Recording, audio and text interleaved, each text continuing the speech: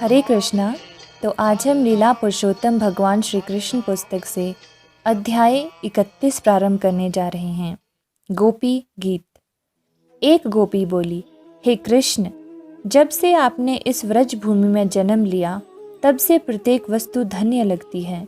वृंदावन की भूमि धन्य हो गई है और ऐसा प्रतीत होता है मानो यहाँ स्वयं लक्ष्मी जी निवास कर रही हो। किंतु यदि कोई दुखी है तो वह हम ही हैं, क्योंकि हम आपको निरंतर खोजती रहती हैं, फिर भी आपके दर्शन नहीं पा रही।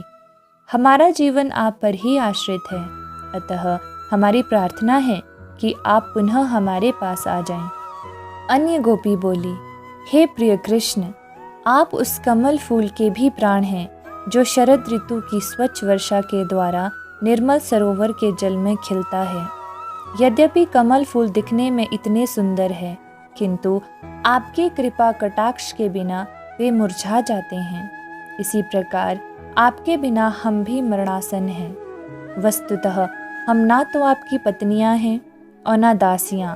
आप हम पर एक छम्मात खर्चते भी नहीं, फिर भी हम आपके चितवन के प्रति आकृष्ट हैं।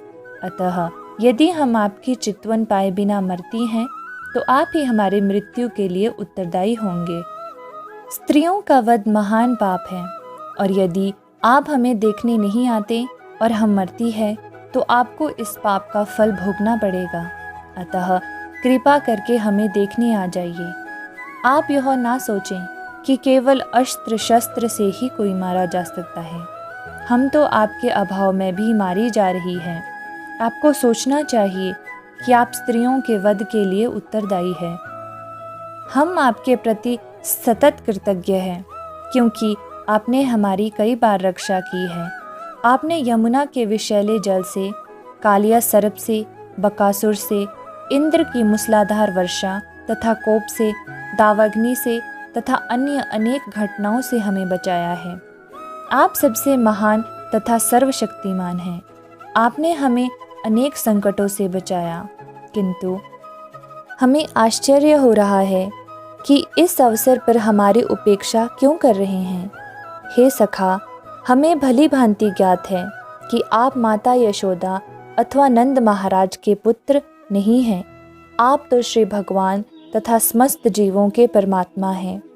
आप अपनी अहेतुकी कृपा से इस संसार की रक्षा करने के लिए ब्रह्मा जी की प्रार्थना पर अवतरित हुए हैं। यह तो आपकी कृपा थी कि आप यदुवंश में प्रकट हुए। हे यदुकुल कैरव, यदि कोई इस भौतिक जगत के डर से आपके चरण कमलों की शरण ग्रहण करता है तो आप कभी रक्षा करने से इनकार नहीं करते। आपकी चाल रमणीक है, आप स्वतंत्र हैं। आप एक हाथ से देवी लक्ष्मी का स्पर्श करते हैं और दूसरे में कमल का फूल लिए रहते हैं। यह आपका अलौकिक स्वरूप है। अतः आप कृपा करके हम सबके समक्ष आइए और कमल पुष्प धारण करने वाले हाथ से आशीर्वाद दीजिए। हे कृष्ण, आप वृंदावन वासियों के समस्त भयों के हर्ता हैं। आप परम शक्तिमान वीर है, और हम जानती हैं कि आप अपनी सुंदर मुस्कान से ही अपने भक्त के वृथा गर्व को तथा हम जैसी स्त्रियों के भी गर्व को खंडित कर सकते हैं। हम आपकी दासियां हैं, अतः कृपा करके अपना कमल सरीखा सुंदर मुखड़ा दिखाकर हमें अंगीकार कीजिए। हे कृष्ण, वास्तव में हम सब आपके चरण कमलों का स्पर्श पाकर अत्यंत ललायित हो उठी है। आपके चरण कमल उन भक्तों के सभी पापों को ध्वंस कर देते हैं जो आपकी शरण में आते हैं। आप इतने दयालु हैं कि पशु तक आपके चरण कमलों की शरण ग्रहण करते हैं। आपके चरण कमल श्री लक्ष्मी जी के भी निवास स्थान हैं, फिर भी आप इनसे कालिया नाग के फन पर नृत्य करते हैं। अब हम प्रार्थना करती है कि आप हमारे वक्ष स्थलों पर अपने चरण कमल रखें, जिससे आपका स्पर्श पाने की हमारी इच्छा शांत हो। हे प्रभु, आपके कमल जैसे नेत्र कितने सुंदर तथा आकर्षक हैं। आपके मीठे वचन इतने मोहक है कि बड़े से बड़े विद्वान भी प्रसन्न होकर आपके प्रति आकृष्ट हो जाते हैं। हम भी आपकी वाणी तथा आपके मुख एवं नेत्रों की सुंदरता से आकृष्ट हैं। अतः आप हमें अपने अमृत सदृश चुंबन से संतुष्ट कीजिए। आपके द्वारा बोले गए शब्द अथवा आपके कार्यकलापों का वर्णन करने वाले शब्द अमृत से युक्त है और आपके शब्दों से श्रवण मात्र से मनुष्य संसार की प्रज्वलित अग्नि से बच सकता है। ब्रह्मा तथा शिव जैसे देवता आपकी वाणी की महिमा का गुणगान करते रहते हैं। वे ऐसा इस भौतिक जगत के पाप कर्मों के उच्छेदन के लिए ही करते हैं। आपके दिव्य शब्दों के श्रवण मात्र से मनुष्य पुण्य कर्म करने लगता है। वैष्णवों के लिए तो आपके शब्द दिव्य आनंद देने वाले हैं और जो साधु आपके दिव्य संदेश को सारे संसार में वितरित करते हैं वे उत्तम कोटि के दानी व्यक्ति हैं। इसकी पुष्टि रूप गोस्वामी द्वारा भी होती है, जब उन्होंने भगवान चैतन्य को अत्यंत दानी अवतार बताया, क्योंकि वे सारे संसार में कृष्ण के शब्दों तथा कृष्ण के प्रेम का निशुल्क वितरण करने आए थे। गोपियाँ कहती रही, हे कृष्ण, आप बड़े चतुर हैं। आप कल्पना करें कि हम सब आपकी चतुरीपूर्ण हंसी, आपकी मोहक चितवन, वृंदावन में अपने साथ आपका विचरण तथा आपके शुभ ध्यान को स्मरण कर करके कितनी दुखी हैं। आपकी एकांत वार्ता हृदय को गुदगुदाने वाली होती थी। अब हम आपके व्यवहार को स्मरण करके संतप्त हैं। कृपया हमारी रक्षा करें। हे कृष्ण, आपको भली भांति ज्ञात है कि जब आप वृंदावन गांव से गाय चराने के लिए जंगल में जाते थे तो हम कितनी उदास रहती थी। हम यह सोचकर कितनी दुखी हैं कि आपके चरण कमलों में कुश तथा जंगल के कंकड़ गड़ रहे होंगे। हम आपके प्रति इतनी आसक्त हैं कि निरंतर आपके चरण कमलों का ही चिंतन करती रहती है। हे कृष्ण, जब आप पशुओं सहित चारगाह से लौटते हैं तो हम आपके मुखमंडल को घुंघराले बालों से ढका तथा गोरद से सना देखती है। हम आपके मंद मुस्कान युक्त चेहरे को देखती है तो आपके संग से आनंद प्राप्त करने की हमारी इच्छा बढ़ जाती है। हे कृष्ण, आप परम प्रेमी हैं और शरणागतों को आश्रय देने वाले हैं। आप सबों की इच्छा पूर्ति करने वाले हैं। आपके चरण कमलों की पूजा ब्रह्मांड के सृष्टा ब्रह्मा जी भी करते हैं। जो भी आपके चरण कमलों की पूजा करता है उसे आप वरदान देते हैं। अतः आप हम पर प्रसन्न हो और हमारे वक्षस्थलों पर अपना चरण स्पर्श कराकर इस दुख से हमें उबारें। हे कृष्ण, हम उस चुंबन की याचना कर रही है जो आप अपनी बांसुरी को प्रदान करते हैं। आपकी बांसुरी की ध्वनि सारे संसार को और हमारे हृदय को भी मोह लेती है। अतः आप कृपा करके लौट आएं और अपने अमृत मुख से हमारा चुंबन ले। अंततो गत्वा, जब कृष्ण पुनः प्रकट होकर गोपियों के संग हो लिए तो वे अतीव सुंदर लग रहे थे, जो समस्त ऐश्वर्य से युक्त व्यक्ति से अनुकूल था। ब्रह्म संहिता में कहा गया है, आनंद चिन्मय रस प्रतिभा पिता भी। कृष्ण अकेले विशेष सुंदर नहीं लगते, किंतु जब उनकी शक्ति विशेष रूप से राधा रानी के रूप में उनकी हलादिनी शक्ति विस्तार करती है तो वे अत्यंत भव्य प्रतीत होते हैं। शक्ति रहित परम सत्य की पूर्णता की मायावादी विचारधारा अपूर्ण ज्ञान के कारण है। वस्तुतः अपनी विभिन्न शक्तियों के प्रदर्शन के बिना परम सत्य पूर्ण नहीं है। आनंद चिन्मय रस का अर्थ है कि उसका शरीर नित्य आनंद तथा ज्ञान का दिव्य स्वरूप है। कृष्ण विभिन्न शक्तियों से निरंतर घिरे रहते हैं, अतः वे पूर्ण तथा सुंदर हैं।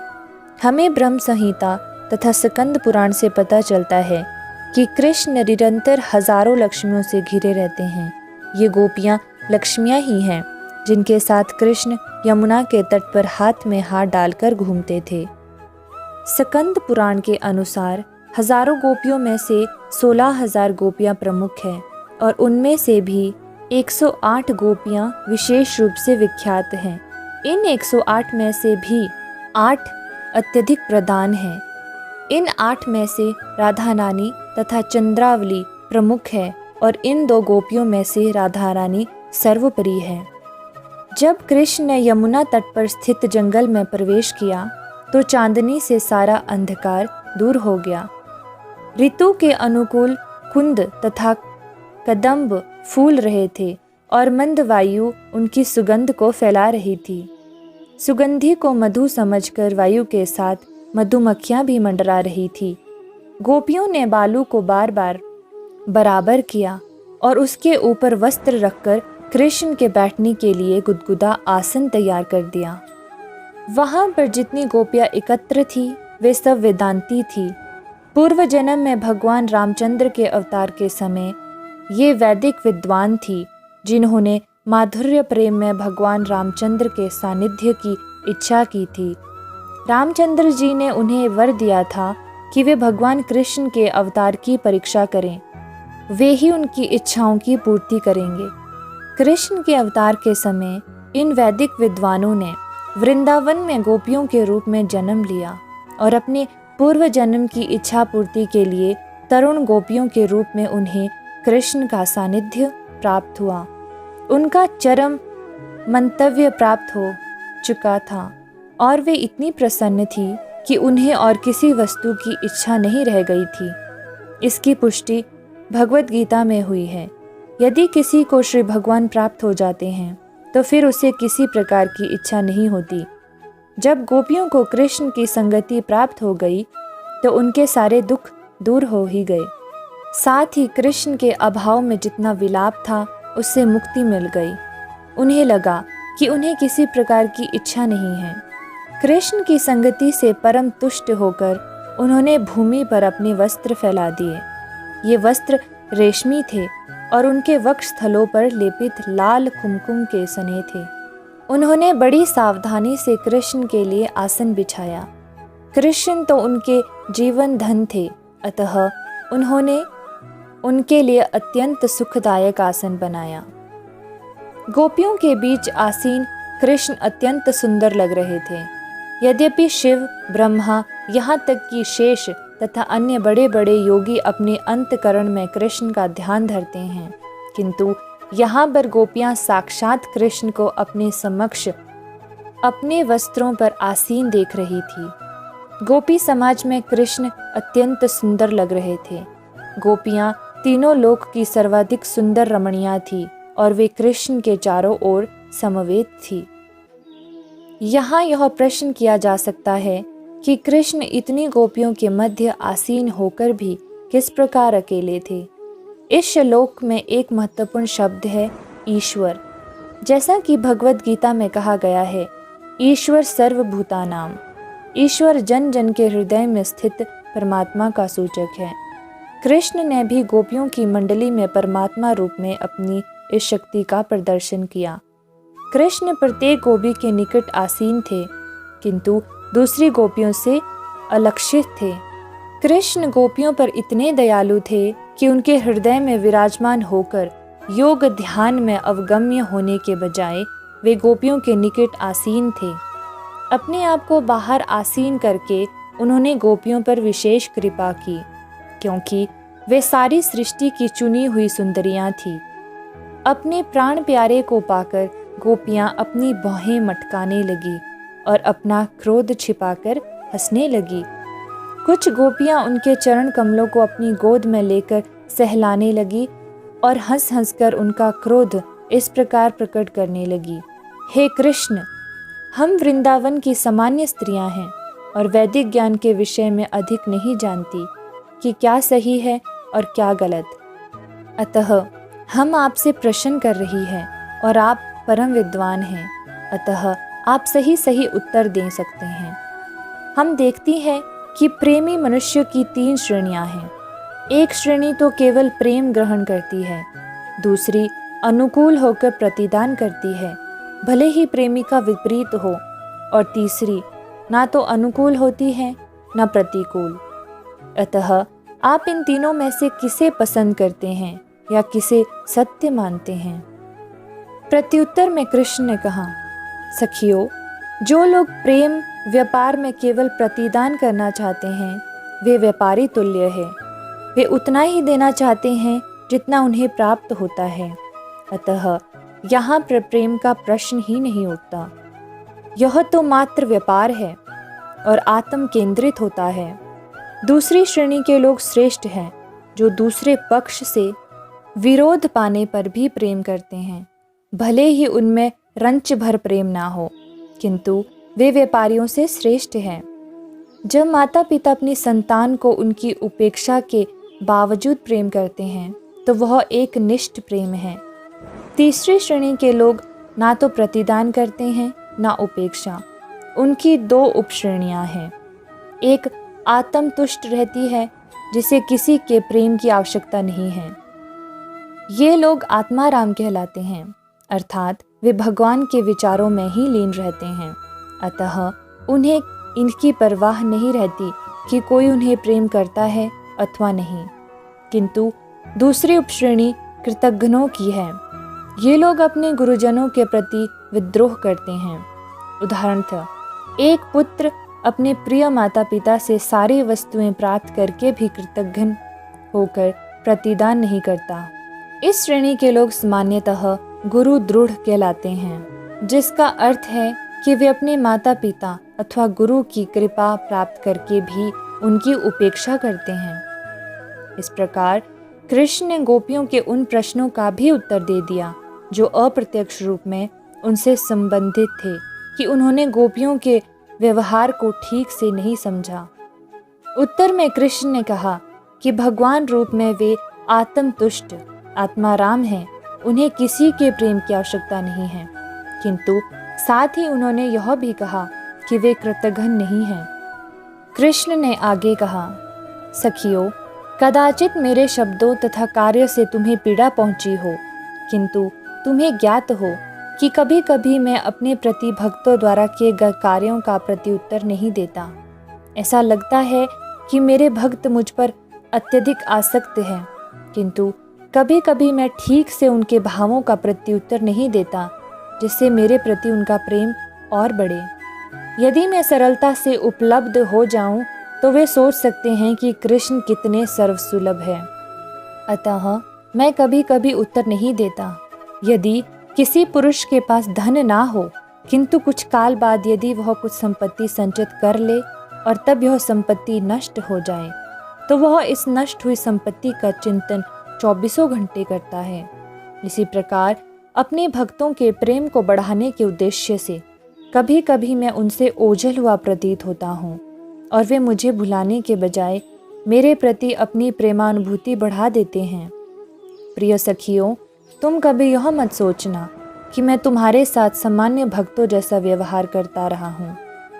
मैं ही जानता हूँ कि तुम क्या हो। तुमने सारी सामाजिक तथा धार्मिक मर्यादाओं का त्याग किया है। तुमने माता पिता से अपने सारे संबंध तोड़ लिए हैं।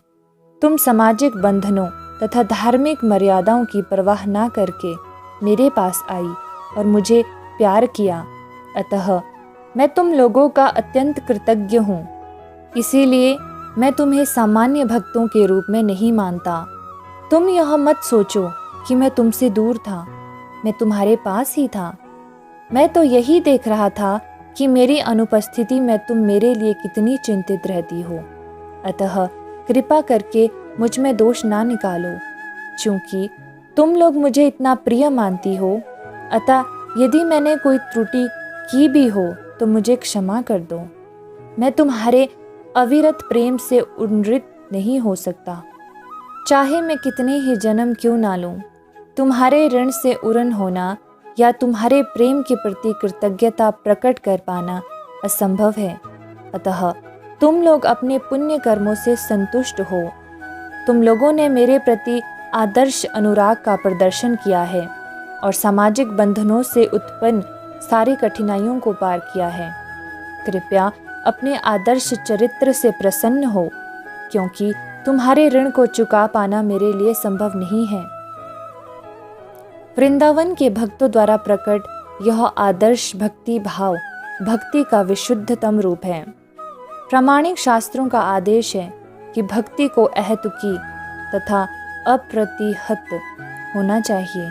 इसका अर्थ यह है कि कृष्ण को किसी राजनीतिक या धार्मिक मर्यादा से नहीं रोका जा सकता। गोपियों ने कृष्ण के प्रति विशेष रूप से शुद्ध भक्ति प्रदर्शित की कि कृष्ण स्वयं उनके ऋणी बने रहे।